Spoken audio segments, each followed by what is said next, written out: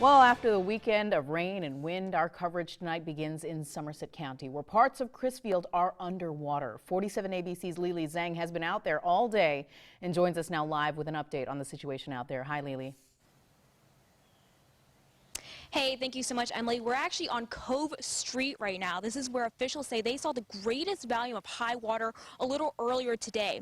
Now, around noon, 47 ABC was on the scene. What we did was we actually measured the flooding. We measured the water standing at just over 3 inches. So what we're going to do, we're going to take this ruler and we're going to measure if it's gotten any better.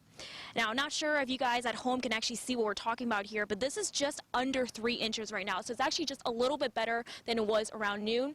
Now, I spoke to residents today, and they say that this sort of flooding is fairly normal. When I spoke to officials, they say it is normal, but what they saw this weekend was a little unusual. These are the streets of Crisfield, the Monday after a wet weekend on Delmarva. City Manager Rick Pollitt explains most of this high water can be attributed not to rain, but to high tides. We had provisions made for evacuations. We actually made property available for people to take their cars out of their yards and park them on high ground.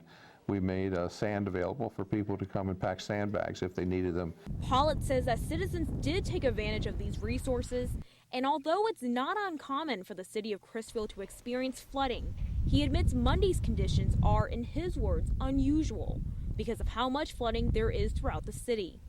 The highest volume of water measured up to 7 inches, with sidewalks like 5th and Broadway completely underwater.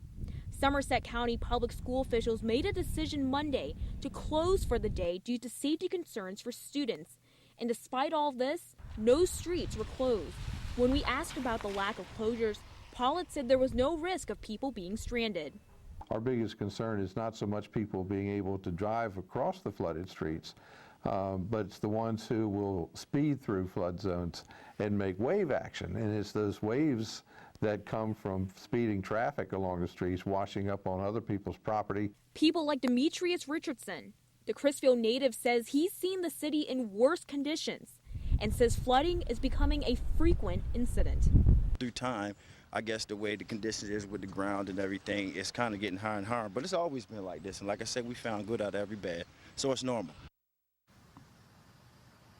Now, residents told me that typically it takes about 3 days for all of this water to subside. As for the officials, they say that they plan to meet tomorrow, talk about whether they made the right decisions, to see if the town was prepared, and to see if there was any damage. Emily, back to you. All right. Thank you so much, Lily. And still to come in the 47 ABC News Hour, we'll explain what kind of damage the town will be on the